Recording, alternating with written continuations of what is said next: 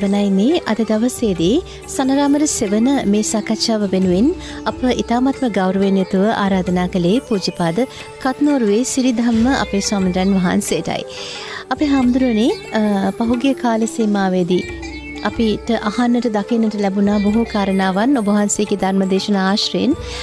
දැන් බුද්ධ වත කියන කාරණාව අප දන්නා කාලේ පටන්ම අපි මහත් ගෞරවයෙන් යුතුව සිදු කරන කාරණාවක්. නමුත් මේ බුද්ධ වත සිදු කිරීම පිළිබඳව තවත් සුවිශේෂී අදහස් ගොන්නක් පහුගිය කාලේදී අපිට දැනගන්නට ලැබුණා.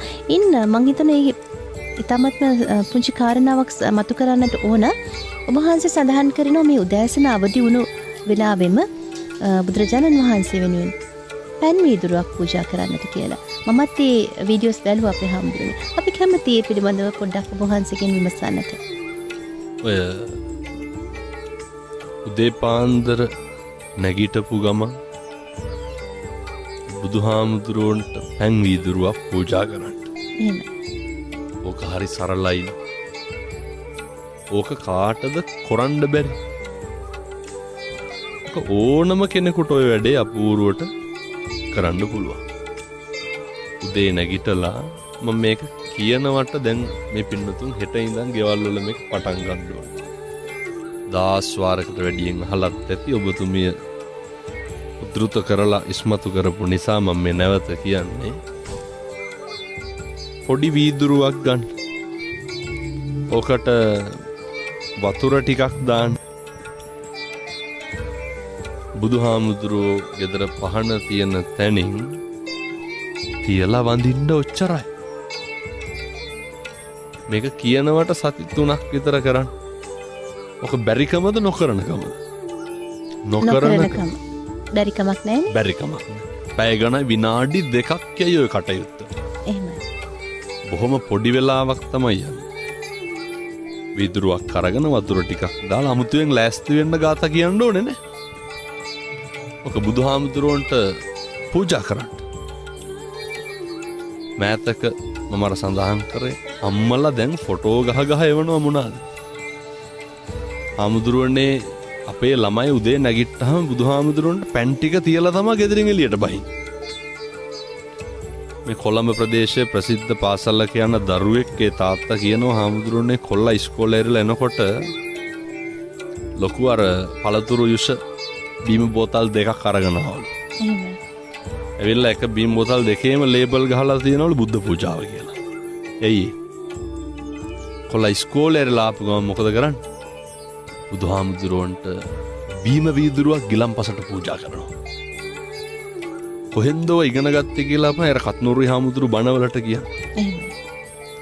ඉතින් ඒ තරුණයා කිව්වලු මේ බුදුහාමුදුරුවන්ට ගිලම්පස තියන්න පටන් ගත්ත දා ඉඳන් එකදු අකුසලයක්වත් හිතට එන්නේ නැහැ. මේ ලෝකේ පුද්ගලික වශයෙන් දන් දීලා ඉහළ මානිසංස ලබන්න පුළුවන් උත්තමයා කවුද? බුදුහාමුදුරුවෝ. තථාගතයන් වහන්සේට උතුම් වූ බුද්ධ වත කරනකොට කවදාවත් මේ මිනිස්සුන්ට වරදින්නේ නැහැ. කවදාවත් ඒ ගෙවල් වල අඩුපාඩුකම් ප්‍රශ්න ඇති වෙන්නේ නැහැ. කවදාවත් ඒ ගෙවල් වල මත ගැටුම් ඇති වෙන්නේ නැහැ. මොකද තථාගතයන් වහන්සේ වෙනුවෙන් පුද සත්කාර කරනකොට નિરાයාසයෙන්ම උදේ පාන්දර නැගිටලා පැන් වීදුරුව බුදුහාමුදුරුවන්ට පූජා කරලා අත් දෙක නලලට ගන්නකොට නිමෙන තරම් ඒ මගේ බුදුහාමුදුරුවන්ට පැන් පූජා කරනවනේ. එහෙමයි හැඟීම ඇති වෙන්නේ. අනිත් කාරණය තමයි තථාගතයන් වහන්සේට වතුර ටිකක් හරි පූජා කරගන්න, පැන් ටිකක් හරි පූජා කරගන්න හම්බෙන එකම ආත්ම භාවය මොකද්ද?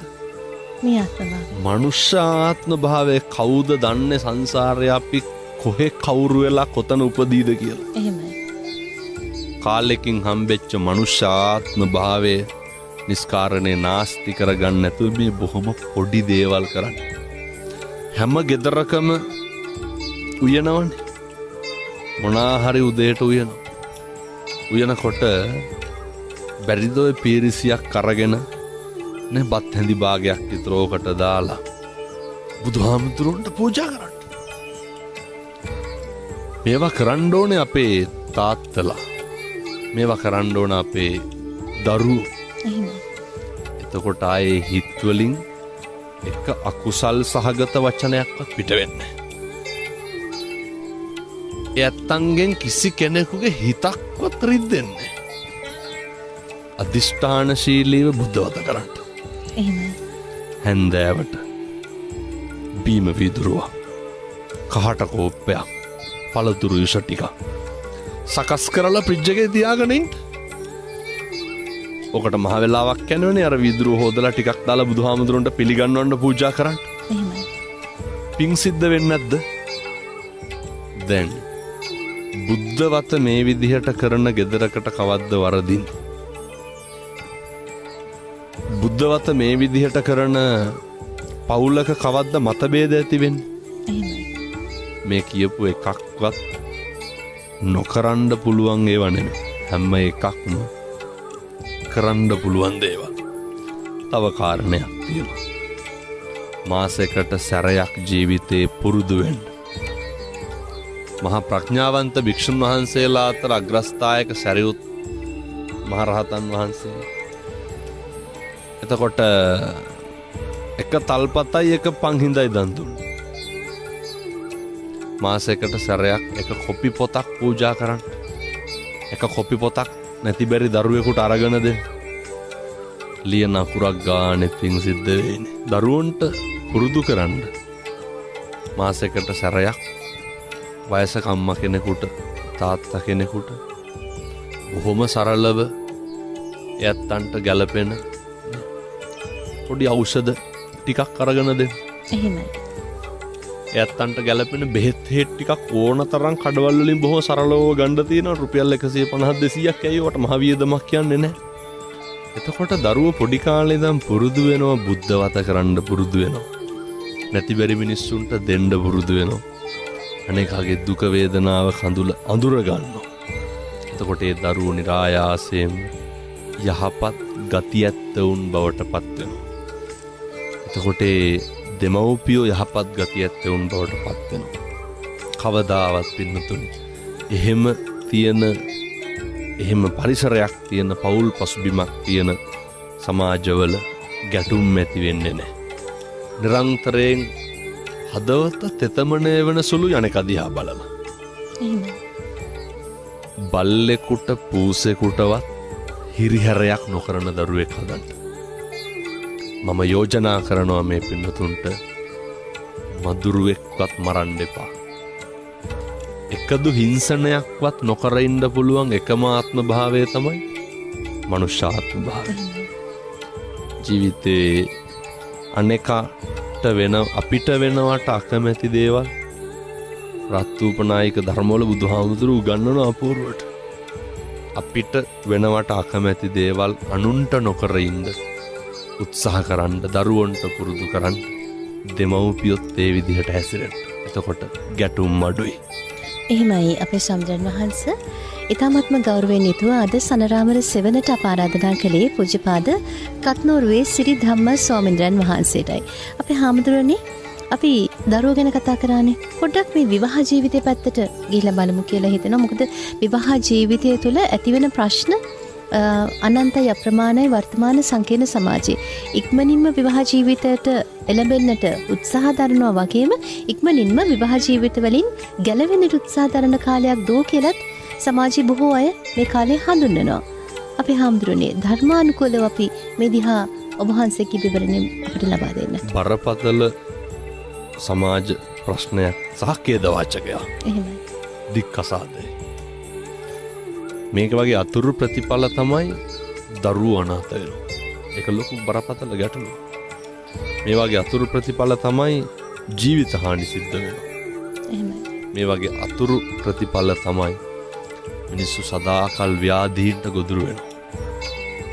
මිනිස්සු සියදිවි නසා ගන්න. විවාහයට ප්‍රථම වෙන්න ඕන කරුණු ගැන මම පොඩි යෝජනාවක් කරන්න. එහෙමයි. අනෙක ඉවසන්න බැරි නම්, අනෙකට ගරු කරන්න බැයි නම්, අනෙකට ඇහුම්කන් දෙන්න පුරුද්දක් නැත්තම්, අනෙකට ගරු කරන්න අනෙකගේ මතය ඉවසන්න අනක දරා ගන්න බැරි නම් විවාහය ගැන තව පාරක් හිතන්න වෙනවා. එහෙම. මොකද අපි අර මුලින් සඳහන් කරා වගේ මුලින්මත් සඳහන් කරන්න යෙදුණා. වැඩිපුරම අම්මලා පීඩාවට ලක් වෙන්නේ විවාහක ස්වයං පුරුෂයාගෙන්. එහෙම. වැඩිපුරම අපි දන්නවා ඔබතුමියන්ලාගෙන නාලිකා තුලින් ඕන තරම් ප්‍රචාරය වෙනවා. මේ දරුවෝ හිංසනයට ලක් වෙලා තියෙනවා කාගෙන්ද? දෙමව්පියෝ. දෙමාපියන් නිසා. අපි දන්නවා මේ අම්මලා විදේශගත වුණාම දරුවෝ කොච්චර පීඩාවට පත් වෙනවද? මේ තමයි අර විවාහ ජීවිතය තුල තියෙන බරපතලකම නොතේරුණාම ජනශ්‍රුතිය හොඳ කතාවක් තියෙනවා. කොල්ලෙක් දුවගෙන ඇවිල්ලා කියනවා තාත්තට කසාද බඳින්න ඕනේ කියලා. තාත්තා මොකද කරන්නේ? කොල්ලට කියනවා කුඹුර පෙන්නලා කියනවා කොටන්න. කෙටුවොත් විවාහ කරන්න. කෙටුවට පස්සේ කියනවා එක වපුරන් වපුරලා ඇවිල්ලා කියනවා හරි දැන් බඳින්න ඕනේ. ගොයන් කපලා ගෙට ගත්තට පස්සේ තමයි කියන්නේ තාත්තා දැන් හොයපන් කියලා. එයි මේකේ බරපතලකම දැනෙන්න ඕනේ. නිවන් දකින්නත් කසාදේ හරි වැදගත් කිව්වොත් පිළිගන්නවද? කොච්චර වටින දෙයක්ද මේක? බෝධිසත්වයන්ගේ මුළු සංසාරෙම පාද පරිචාරිකා වුණේ කවුද? යශෝදරා. බුදුහාමුදුරුවෝ ඒක කියනවා. පින්නත් යශෝදරා වෙන්නේ යශෝදරා දේවිය මේ උත්තමාවිය රහත් තරණින් වහන්සේ පිරිනිවන් පාණ්ඩ අවසර ගන්න එනවා බුදුහාමුදුරුවෝ ආවට. බුදුහාමුදුරුවෝ කියන යශෝදරා වෙන්නේ මහා ශ්‍රාවකයන් වහන්සේලා පෙරම් පිරුවේ කල්ප ලක්ෂයයි. අග්ග ශ්‍රාවකයන් වහන්සේලා පෙරම් පිරුවේ අසංඛේය වූ කල්ප ලක්ෂයයි. ඔබ අසංඛේය වූ කල්ප ලක්ෂ 4ක්ම සංසාරේ කාත් එක්කද හිටියේ? මම එක්ක හිටියේ. කොච්චර වැදගත්ද කසාදේ? කොච්චර වැදගත්ද විවාහය? පවුල පන්සල වගේ තියෙන්න ඕනේ. පවුලේ තෘප්තිය රඳා පවතින තරමට තමයි අකුසල් අඩුවෙන් සිද්ධ වෙන්නේ. මොකද මෙහෙම දේශනා කරන්න හේතුව ඔය කය වචනේ මූලික කරගෙන ඇතිවෙන සෑම අකුසලයක්ම වර්ධනය වෙන්නේ විවාහයත් එක්ක. විවාහයේ තියෙන ගැටුම් එක්ක මිනිස්සු නිරන්තරයෙන් බලනවා අනේක පීඩාවට පත් කරමින් පෙළමින් අපහසුතාවයට පත් කරමින් විවාහ ජීවිතේ දෙදරා යන අවස්ථාවන් වලට මුහුණ දෙන්න. ඔය